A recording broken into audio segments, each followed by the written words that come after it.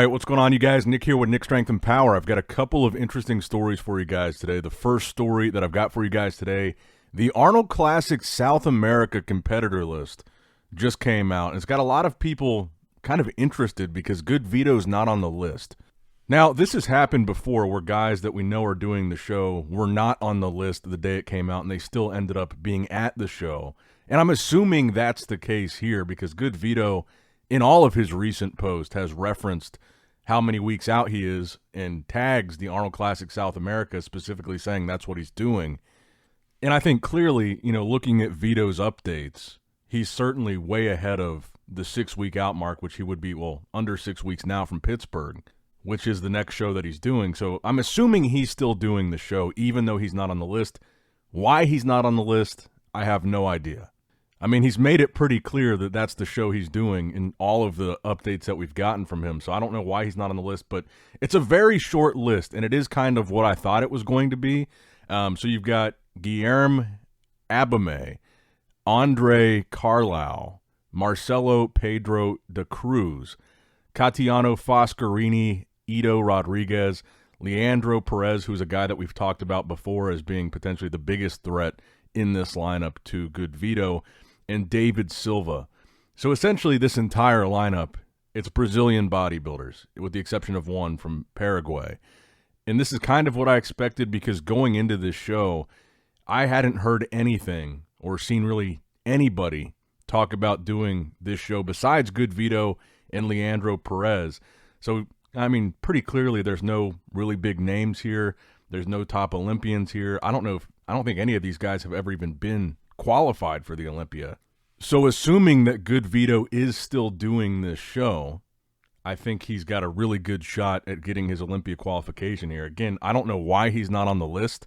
But I mean, if you look at that video that Goodvito posted a couple weeks ago, the one that got everybody talking, he literally tags and says in that video, he's 2 weeks out, and he tags the Arnold Classic South America. So I'm pretty sure he's still doing it. Don't know why he's not on the list. And he did just post another physique update earlier today. And again, he does look like he's like a week out from a show. He doesn't look like he's 6 weeks out from Pittsburgh. So I think he is doing this show, and I think he'd honestly be crazy not to do it. Like I've said before, the last time that Goodvito did the South America show last year, the only two guys that placed ahead of him were Tonio Burton and Rafael Brandao. There's nobody on this list, at least in my opinion, that's even close to the level that those two guys are on, because those are guys that win shows. Those are guys that are top Olympians. Tonio and Rafael have both been able to crack the top 10 at the Olympia. And like I said, those are the only two guys that placed ahead of Goodvito last time. And then also he gave a top 4 Olympian, even though Martin was not where he is now at that last year's Detroit Pro. But he gave Martin a run for his money back then, too. I think if Goodvito did this show, it would be a relatively easy victory for him. And even though the lineup's not the deepest or most exciting, it would still be a really good feather in his cap to get his first professional win, because even with all this talk about Goodvito, he still never won a pro show yet. He's never gotten an Olympia qualification, and especially knowing what he's going to be walking into in Pittsburgh and in New York. We don't know exactly who's doing New York yet, but Pittsburgh is going to be a tough one for sure.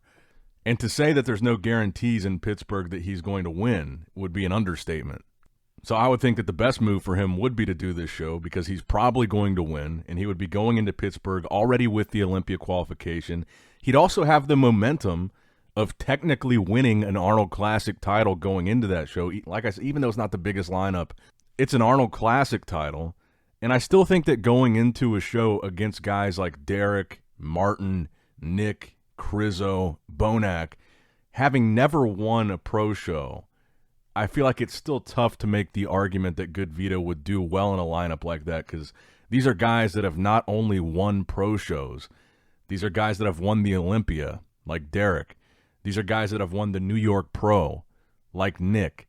These are guys that have been top 4 at the Olympia, like Martin. Martin beat Chris Bumstead in Prague.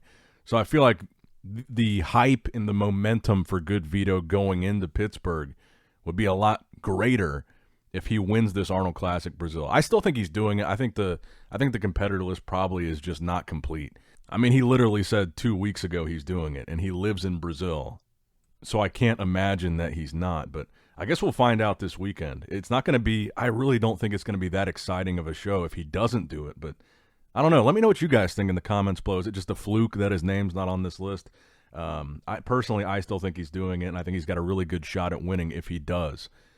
Now, next up in the news, I wanted to take a quick look at the full results for the Detroit Pro just to talk about some of the placings that we didn't talk about much at all in the other 2 videos. The Detroit Pro, obviously, I think the fan reaction, the internet reaction, this was a really, really well-produced show. I think it was very enjoyable, and I think the overall feedback was, from the production to the lighting to the black backdrop to the competitors to the competition itself, I think a lot of people agree this was one of the better shows that we've seen in a while from a fan perspective.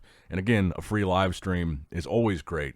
But William Bonac ended up winning, and I think people might be surprised to see that Bonac at both prejudging and finals was unanimously in first place. So maybe not as close between him and Sas Harati as people seem to think. Sas was also unanimously in second place at both prejudging and finals. James Hollingshead rounding out the top 3 there. Ron Gordon in 4th. Aaron Gawley, I guess it's pronounced, in 5th. Justin Musial in 6th. And Carlos Thomas Jr., who we talked about a little bit, ended up in 7th place. So I wanted to pull up the video of Carlos Thomas Jr.'s individual routine from Gilco. And honestly, I think Carlos looked very similar to what we saw at the Arnold Classic. I didn't feel like he looked like he really improved his condition at all. And again, I don't like to be overly negative on Carlos because his physique is one of my favorite physiques right now. It's just that when it comes down to conditioning, he's just really not seeming to put it together. And I thought that maybe in the gap between the Arnold and this show, we would see those improvements from Carlos. I thought maybe, in 4 weeks he would be able to tighten up and bring something at least a little bit different from the Arnold. And even with this really good lighting and the really good backdrop, I feel like this package was very similar conditioning-wise to the Arnold, almost the same. And the placing was only slightly better, but obviously the lineup here was not quite as competitive as the Arnold Classic lineup is. I mean, the guy that won this Detroit show, William Bonac, even though he looked amazing here, he was 5th at the Arnold. So this lineup was weaker. So arguably Carlos placing 7th here when he placed 9th at the Arnold, the 7th place here might even be worse than 9th at the Arnold. I just think the guy is so talented, and I really want to see him bring it together and have a very competitive package, but I don't know that we are going to see that, at least not in the near future. But I guess you could make the argument, though, if you look at the rest of the competitor list, he did beat more people technically than he beat at the Arnold, but still the lineup was just not even comparable. Well, it was comparable, but it was definitely a different caliber of lineup than the Arnold was, and he was only 2 placings better at this show. But at the risk of sounding redundant, I still want to say again, I really take my hat off to Fouad and the whole team there, because that show just really, really over-delivered. It was really good from top to bottom, and then the bonuses that we got on top of it. Samson Dowda and Martin Fitzwater doing the guest posing. Granted, they are sponsored by Hostile, so I guess that was expected.